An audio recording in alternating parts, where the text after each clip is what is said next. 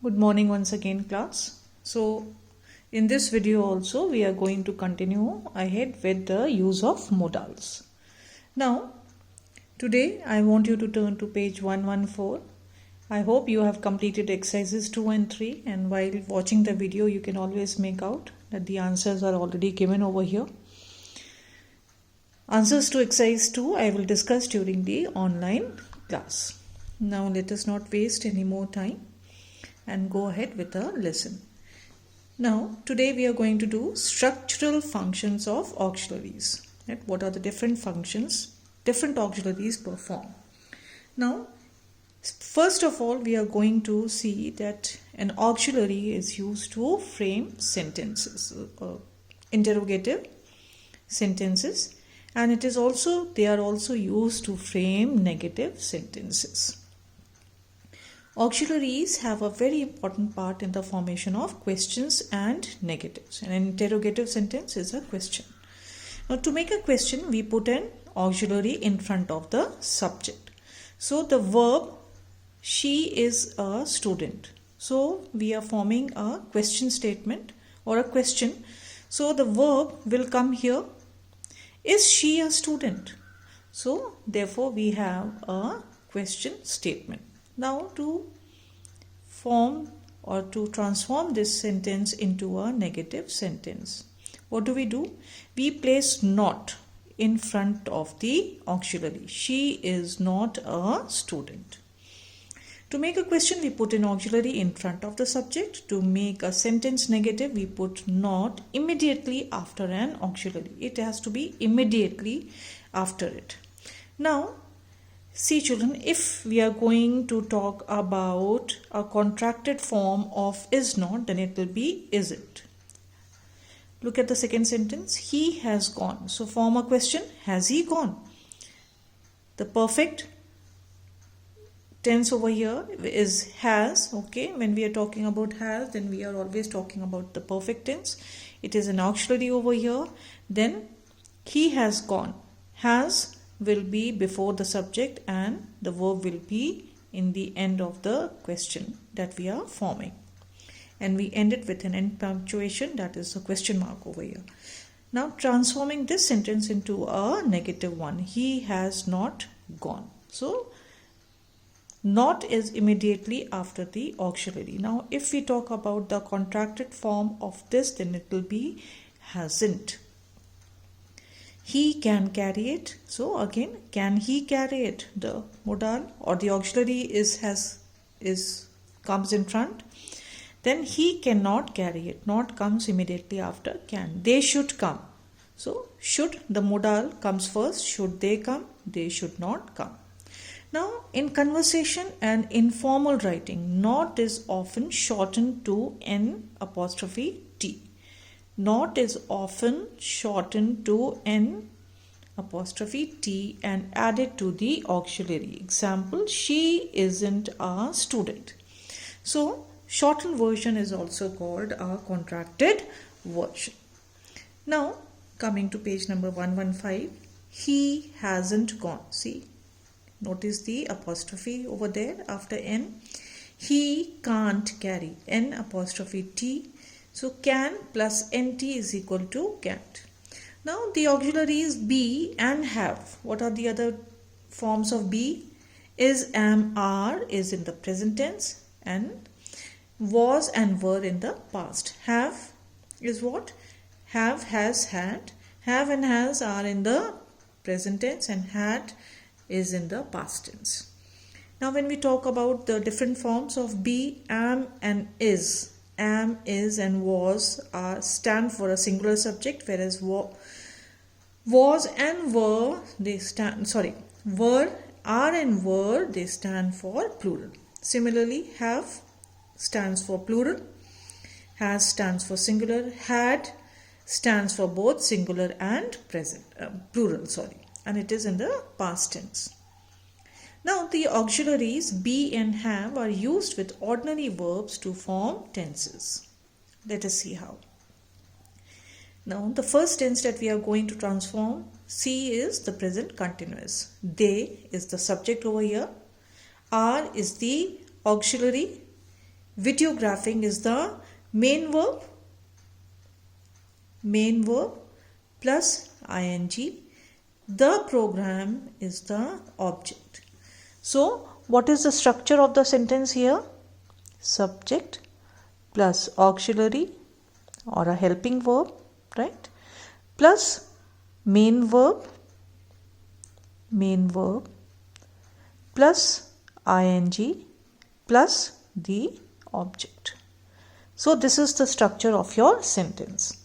Similarly, she was watching the news at that time. Now the above sentence was in present continuous, are.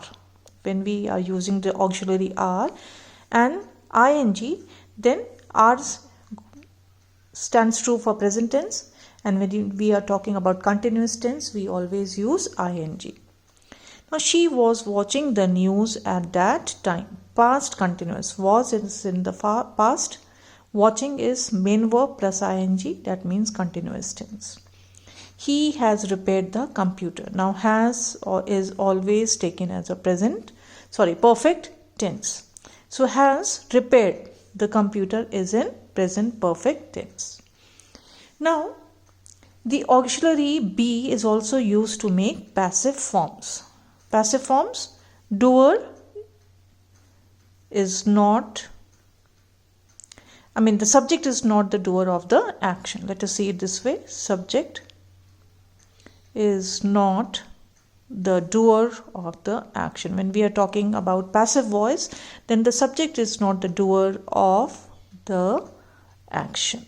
Let us see this particular sentence here. German is spoken in Austria. So is form of be and is in present tense. So the form of be has been used to form a passive voice. This house was built in 1982. So was again is a form of be, auxiliary be, and it has this particular sentence. See the subject here. What is the subject here? This house. It is not the doer of the action. The house was built by somebody else in 1982. Now let us see, we come to the auxiliary do. The auxiliary do is used to form questions and negatives in the simple present, which tense, simple present and present continuous tenses. Up till now, in the first box, when we were using the auxiliary, we used is, has, can and should to form questions and to form negative statements. Now the first sentence is they sell TV sets. Now only the main verb is here.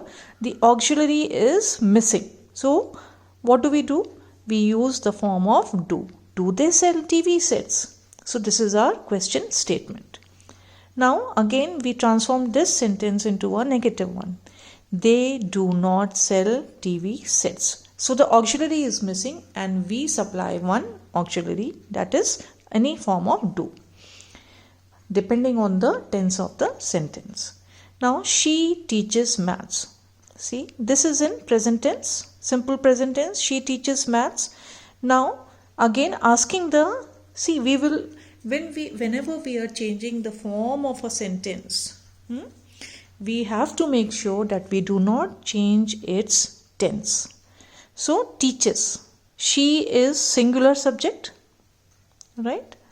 And does, a form of do is used with a singular subject. So does she teach maths? This is our question statement. She does not teach maths. Now what have we added to this positive statement over here? We have added does not. Similarly over here, along with the auxiliary in the first sentence, we had added do not, right? Now the third sentence given over here is in the past. He played well. Simple past tense, right? Did he play well? So which form of do are we going to use? The past tense form of do we are going to use. So what do? Did he play well? So now children, as we are using the past tense of do, that is did, so therefore the main verb will be in the present tense only. Am I clear? This is a rule of grammar when we are changing tenses. If the preceding auxiliary is in the tense in which we need to change, then the main verb will be always in the present tense. Now let us look at this negative sentence. He did not play well. Again, see, ed has been removed because we are using the past tense form of do over here, did. So he did not play well, or you can even write it as in contraction form, he didn't. When we talk about doesn't, so it can be does not, contraction form, or shortened form is doesn't. Now do not, contracted form is don't, right? Now let me see whether we can finish it. Okay, I'll finish this part. The auxiliary do is also used to lay stress on the ordinary verb. On the ordinary verb. First, let us look at the first sentence. You do look sad. So the auxiliary is do. Ordinary verb is look. Sad is what? An adjective. I told him not to go, but he did go. So auxiliary is this and go is the ordinary verb. Do shut up. So do is the auxiliary and shut up is the ordinary verb. And get on with your, do shut up means to please be quiet and get on with your homework. Don't need waste time unnecessarily. Oh, do come. So do is the auxiliary, come is the ordinary verb. Right? This is the ordinary verb. Let me write over here so things become simpler for you. It's going to be such one. Now children, please do me a favor. Whatever I have written, what you see written in the video, make sure that you write it down in your book as well. And you know very well, right now we are doing a grammar portion from Middle School English Grammar and Composition, Wren and Martin, page number 114 and 115. Now, be, have and do are ordinary verbs. They are not auxiliary verbs in the following sentences. So, up till now we have studied that be, have and do are auxiliary verbs, and their forms, different forms are also auxiliary verbs. But the next 4 sentences here, they are not auxiliary verbs, they are ordinary verbs. This DVD is Rahim's. See, demonstrative adjective, DVD is the object. This DVD, if we take it as a whole, is the subject over here, Rahim is the object. Now, what is the verb here? Is. Neil Armstrong was the first man to walk on the moon. Neil Armstrong is what? Subject. Was is the main verb. What was he? The first man to walk on the moon. Adjective phrase. Now, I had a late lunch today. I is the subject, right? And our predicate starts with had a late lunch today. See, this is the object. Now, had is the main verb here. Padma did all the washing. Padma is the subject here. Did over here is the main verb. Right? This is the object or the complement of the sentence which completes the sentence. I hope I have been able to clarify things for you, make things more simpler. If by chance you have not understood anything, children, please feel free to rewind the video again and go through it. Otherwise, you are most welcome to clarify your doubts or queries in the next online class. Now, whatever online assignments that I attached with this, please make sure that you do it. And during the online class, we will discuss exercise 2 and 3. Thank you. God bless you.